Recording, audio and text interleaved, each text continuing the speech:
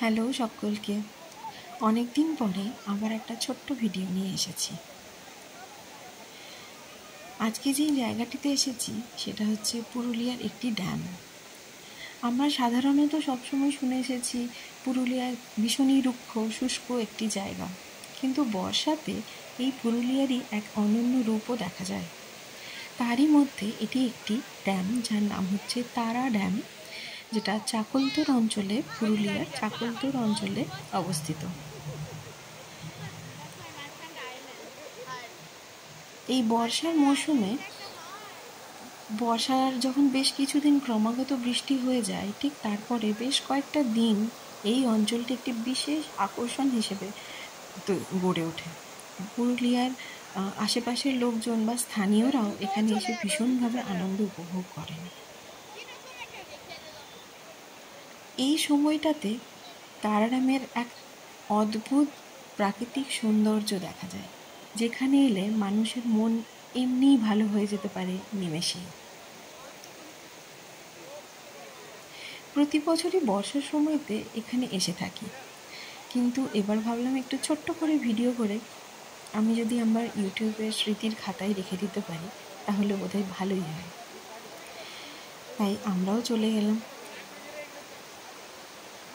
এটা ছিল রবিবার, তাই আশা করি আমার ভিডিওতে ভিড় দেখে বুঝতেই পারছেন রবিবারের বিকেল। পরন্তু বিকেলে এরকম সুন্দর একটি জায়গাতে বসে থাকতে কার না ভালো লাগবে। এরই মধ্যে আমার ছোট মেয়ে ছিল এক্সাইটমেন্ট তুঙ্গে। তিনি কিছুতেই এখান থেকে উঠবেন না।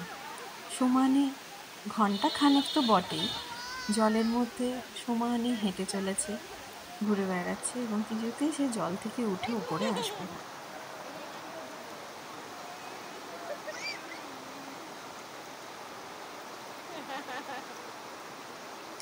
জলের মধ্যে যদিও হাঁটতে একটু অসুবিধে হচ্ছিল, কিন্তু সে কিছুতেই সেখান থেকে উঠে আসবে না।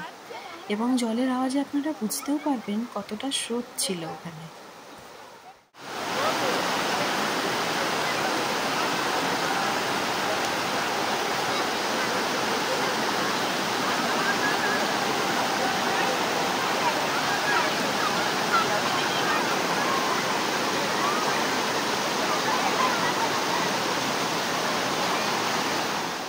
এদিকে দেখুন আমার বড় মেয়ে, সে এক মুহূর্তের জন্য একবারও জলের মধ্যে পাও ঠেকালো না। তার ভীষণ ভয় আমি যদি জলের মধ্যে গিয়ে পড়ে যাই।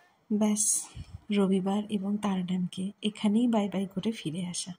পরের দিন ছিল সোমবার, মেয়েদের পরীক্ষা শুরু। তাই এখানেই টাটা।